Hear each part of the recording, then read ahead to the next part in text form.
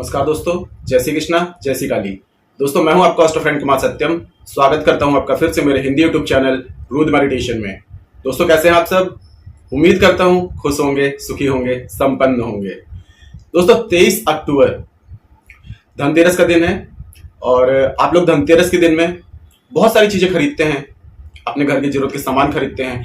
लेकिन दोस्तों, कहीं आप जरूरत के सामान लेने के साथ साथ में घर में मुसीबतें लेकर के तो नहीं आ रहे हैं? तो आज मैं आपको कुछ खास जानकारी देने वाला हूं कि आपको धनतेरस के दिन में कौन सी चीजें खरीदना है और कौन सी चीजें नहीं खरीदना है। क्योंकि दोस्तों, हर वस्तु के साथ में, हर धातु के साथ में कोई ना कोई ग्रह जुड़ा होता है और कुछ ग्रह ऐसे होते हैं जिनको यदि घर में अगर ले आया जाए, यानी कि कुछ धातुओं के माध्यम से अगर कुछ ग्रहों की दशाओं को हम बिगाड़ देते हैं तो बिना वजह हमारी जिंदगी में परेशानियां आने लगती है और हम सोचते हैं कि हमारी जिंदगी में परेशानियां क्यों आ रही हैं। तो दोस्तों, सबसे पहले मैं आपको मुहूर्त बता देता हूं कि धनतेरस का जो मुहूर्त है वो कब से कब तक है। अगर इस समय हम इस टाइम में मुहूर्त में अगर आप भगवान की पूजा करते हैं तो भगवान धनवंतरी यानी कि भगवान कुबेर देवता आपको 13 जो आशीर्वाद होते हैं, क्योंकि त्रयोदशी है। तो दोस्तों, आपका जो समय रहेगा धनतेरस की पूजा का वो आपको 5:44 से और 6:05 के भीतर ही आपको पूजा कर लेना है। ये शुभ मुहूर्त है धनतेरस का। तो जो भी आप दिए जलाते हैं, 13 दिए जलाते हैं, तो आप मना सकते हैं। इसे छोटी दिवाली भी कहा जाता है। तो आप इसी मुहूर्त के समय में, इसी मुहूर्त के बीच में ही आप जो दिए वगैरह जलाते हैं, जो पूजा करते हैं धनतेरस की, तो जरूर कर लें। इससे भगवान धनवंतरी की आपको 13 आशीर्वाद प्राप्त होंगे, यानी कि बहुत ज्यादा आशीर्वाद आपको उनका प्राप्त होने वाला है। और दोस्तों, इसी बीच में आपको जो प्रदोष काल पड़ता है, धनतेरस जो होती है प्रदोष के दिन ही मनाई जाती है। तो प्रदोष काल जो होगा दोस्तों 5:44 से 8:16 तक का रहेगा। तो यदि आप प्रदोष व्रत करते हैं या प्रदोष की पूजा करते हैं तो आप इसी समय के अंदर कर लें। इस समय विशेष मुहूर्त पड़ रहा है। अब दोस्तों, मैं आपको यह बताता हूं कि धनवंतरी देवता की यानी कि कुबेर देवता की पूजा क्यों की जाती है। दोस्तों, राजा बलि जब सभी देवताओं के जो संपत्ति थी स्वर्ग से उनको निकाल दिया था, उनको छीन लिया गया था, तो भगवान श्री हरि ने, विष्णु भगवान ने वामन रूप धारण करके और सभी देवी देवताओं को उनकी संपत्ति उनको वापस दी थी, उनका स्वर्ग, उनको राज्य उनको वापस दिलवाया था।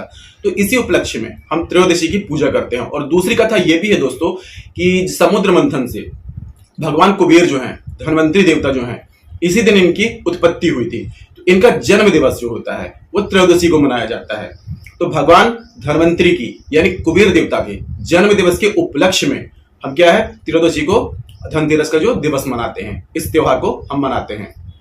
अब बात करता हूं दोस्तों कि आपको धनतेरस के दिन में क्या लाना चाहिए और क्या नहीं लाना चाहिए। क्योंकि कुछ वस्तुएं होती हैं जो यदि आप घर में ले आते हैं इस दिन में, तो दोस्तों आपके जिंदगी में परेशानियां साल भर लगी रहेंगी। तो आपने क्या करना है दोस्तों, आपको क्या, सबसे पहले कांच की चीजें और चीनी मिट्टी की चीजें, ये चीजें आपको धनतेरस के दिन में नहीं खरीदनी है। और साथ ही साथ दोस्तों, स्टील जो होता है, स्टील ये शुद्ध धातु नहीं है। तो आप यदि कोई भी स्टील की धातु आप लेकर के आते हैं घर में, तो भूल करके भी धनतेरस के दिन स्टील की कोई भी वस्तु घर में लेकर के ना आए। अगर आपका कोई जरूरत का सामान है, स्टील से संबंधित है, तो आपको क्या करना है, धनतेरस के बाद ले आ सकते हैं या धनतेरस से पहले ले आते हैं। इस दिन में सबसे ज्यादा जो शुभ चीजें मानी जाती हैं घर में लाना, वो होता है सोना। अगर आप सोना नहीं खरीद सकते हैं तो आप चांदी ला सकते हैं। चांदी भी नहीं ला सकते हैं, आप पीतल ला सकते हैं। पीतल नहीं है, कॉपर हो गया, तांबा ला सकते हैं। इनके अलावा किसी भी चीज की धातु की यदि वस्तु आप लाते हैं तो आपके ऊपर में दोष लग सकता है और आपकी जिंदगी में परेशानियां घर कर सकती हैं। तो ये दो धातु जो होती हैं दोस्तों, ये प्राकृतिक मानी जाती है। प्राकृतिक कोई भी चीज होती है वो अशुद्ध नहीं होती है। प्राकृतिक चीजें अगर आप लेके आते हैं तो बहुत अच्छा बात है। लेकिन यदि आप कोई वाहन लेकर के आते हैं, धनतेरस के दिन में वाहन लेना शुभ माना गया है, तो वाहन अगर लाते हैं तो इसमें धातुओं का दोष नहीं लगता है। तो आप वाहन अगर लेना चाह रहे हैं तो आप वाहन ले सकते हैं। लेकिन घर में बर्तन से संबंधित कोई चीज ला रहे हैं या जरूरत से संबंधित कोई चीज ला रहे हैं तो स्टील की लेकर के ना आए। और दूसरी बात दोस्तों, लोहा की कोई भी चीज अगर आपको लेना है, जैसे आप तवा ले रहे हैं, आप कढ़ाई ले रहे हैं, तो ये चीज आप भूल करके भी ना लें। अगर आपका घर का सामान है, आपको जरूरत है इन चीजों की, तो आप धनतेरस के बाद ले सकते हैं, पहले ले सकते हैं। लेकिन यदि आप धातु अगर लोहा लेकर के आते हैं तो इसकी शनि की दिशा आपके ऊपर बिगड़ सकती है। अब बात करते हैं दोस्तों कि यदि आप स्टील की अगर वस्तु लाते हैं या फिर आप प्लास्टिक की वस्तु लाते हैं या आप एल्यूमिनियम की वस्तु लाते हैं, तो इसमें क्या होता है, राहु की दशा आ जाती है। राहु आपके घर में प्रवेश कर जाता है और राहु जिंदगी में यदि बुरी दशा शुरू हो जाती है तो जिंदगी में उथल पुथल मची होती है। मैंने काफी वीडियो में बताया आप लोगों को।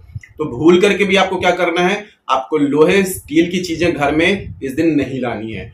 अब एक बात दोस्तों कि यदि आप चाकू वगैरह या कोई पैनी चीज, कोई भी सुई से लेके या कैंची से लेके, छुरी से लेके या फिर चाकू, ऐसी कोई चीज ले रहे हैं आप, तो धनतेरस के दिन में भूल के भी नहीं लेना है आपको। आपके सारे संबंध घर के बिगड़ सकते हैं, या आपके आसपास के जो संबंध है, रिश्तेदारों में संबंध है, ये बिगड़ सकते हैं। नुकीली चीजें आपको धनतेरस में भूल के भी नहीं लेना है।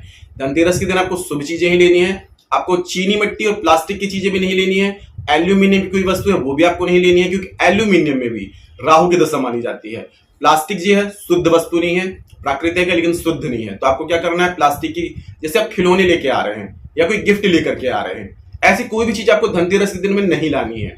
आप हो सके तो छोटा सा कोई सिक्का चांदी का ले लें, अगर वो नहीं ले पा रहे हैं तो तांबे का कोई बर्तन ले सकते हैं या पीतल का कोई बर्तन ले सकते हैं आप। लेकिन दोस्तों आपको लेना क्या है, शुद्ध धातु जो प्राकृतिक होंगी वही आपकी जिंदगी में खुशहाली लाएंगी और भगवान धनवंतरी की आपको कृपा प्राप्त होगी। तो यदि आप चाहते हैं कि भगवान धनवंतरी की, भगवान कुबेर की आपकी जिंदगी में कृपा प्राप्त हो, तो जो चीजें मैं आपको सावधानियां बता रहा हूं इस वीडियो में, उसको पूरा अच्छे से समझें, और जो चीजें मैं लाने को कह रहा हूं सिर्फ वही लाएंगे, और जिस चीज को मैंने मना किया है तो वो चीजें आप नहीं लाएंगे। धनतेरस के दिन में पैसे खर्च करना शुभ माना जाता है। अच्छी बात है, खर्च करना चाहिए, लेकिन अब कुछ चीजें ऐसी हो जाती हैं कि आप भूल से वो चीजें घर ले आते हैं। तो आपको क्या करना है, अगर आपकी जरूरत का कोई चश्मा भी है, अगर चश्मा भी आप ले रहे हैं तो उसमें कांच लगा होता है, ग्लास लगा होता है, जिसका सीधा संबंध राहु से होता है।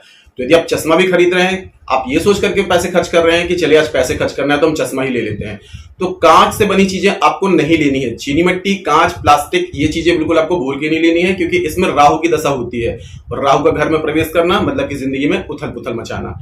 अब एक खास टिप्स और दे रहा हूं दोस्तों मैं आपको, कि अगर आप कोई बर्तन खरीद करके ला रहे हैं, अगर आपने बर्तन ले लिया है तो घर के अंदर प्रवेश करने से पहले या तो एक काम कर सकते हैं आप, खाली बर्तन आपको घर के अंदर प्रवेश नहीं लेना है। धनतेरस के दिन आप जब बर्तन लेकर के आएंगे तो आप सीधे उस बर्तन को खाली घर में नहीं लाएंगे।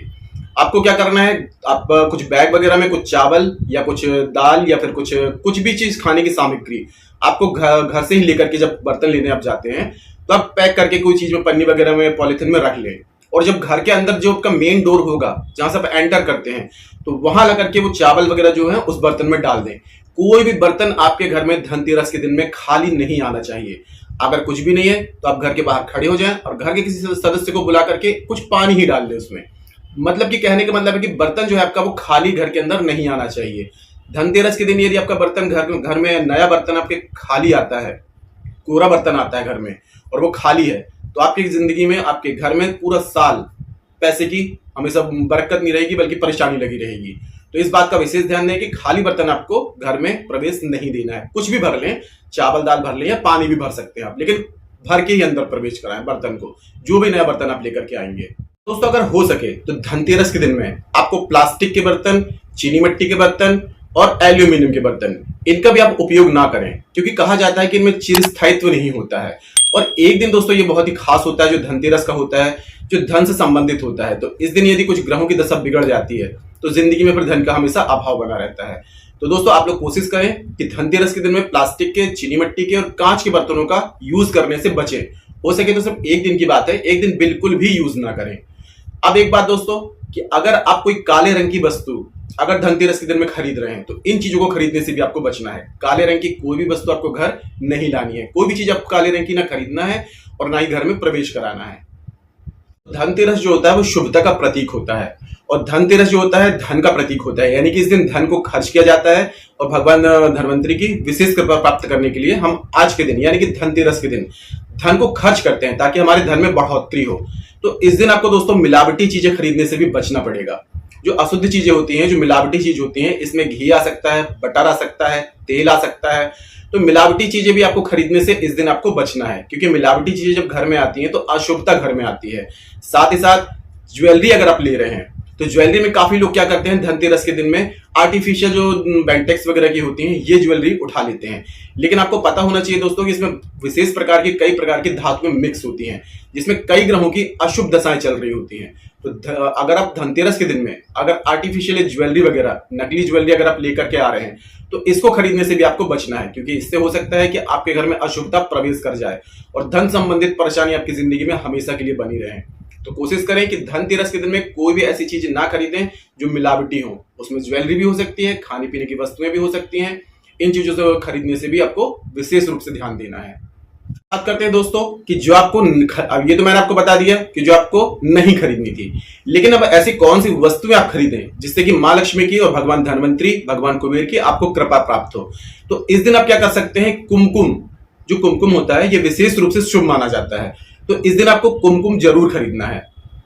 साथ ही साथ आपको धनतेरस के दिन में झाड़ू भी जरूर जरूर खरीदनी है। झाड़ू आपको याद रहे दोस्तों कि सम की मात्रा में नहीं खरीदनी है, जैसे कि 2, 4, 6 इस मात्रा में आपको झाड़ू नहीं लेनी है। आप एक झाड़ू ले सकते हैं, 3 झाड़ू ले सकते हैं, या फिर 5 या 7 जो भी आपके, लेकिन आपको सम की मात्रा में झाड़ू नहीं लेना है।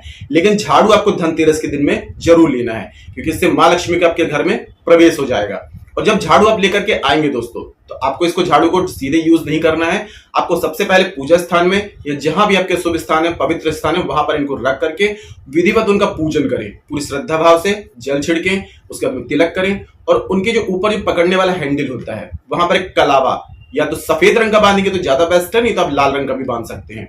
कलावा बांधने के बाद में ही आपको इसका पूजन करना है।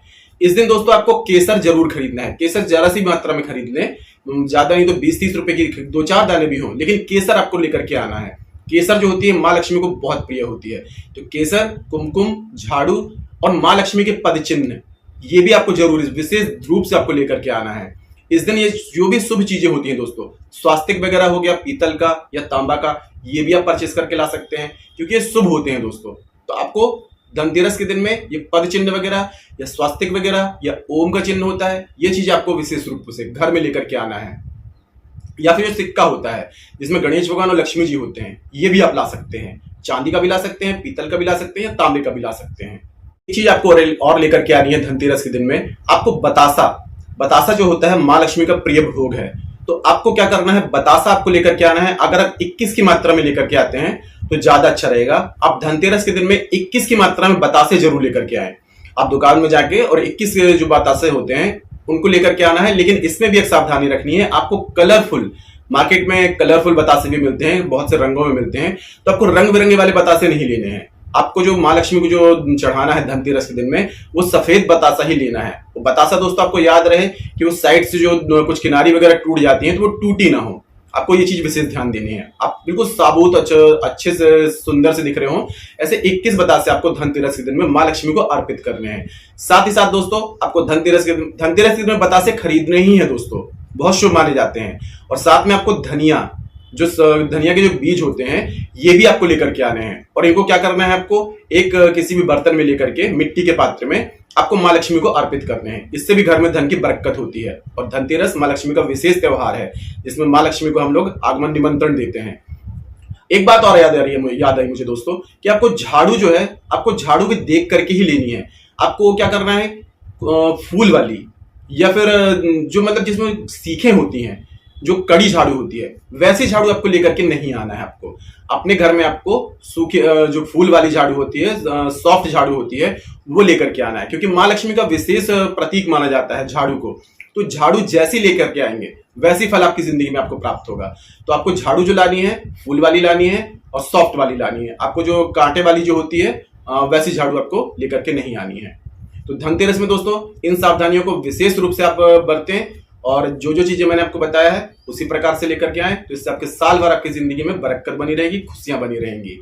तो आज के लिए इतना ही दोस्तों। अगर जानकारी पसंद आई है तो वीडियो को लाइक कीजिए, शेयर कीजिए, साथ ही साथ कमेंट बॉक्स में जय श्री कृष्णा, जय श्री काली जरूर लिखिए। इससे माता रानी की और दैवी कृपा आपको प्राप्त होगी। तो मिलते हैं दोस्तों नेक्स्ट वाली वीडियो में। तब तक के लिए जय श्री कृष्णा, जय श्री काली। आप और आपका परिवार हमेशा स्वस्थ रहे, सुखी रहे, संपन्न रहे।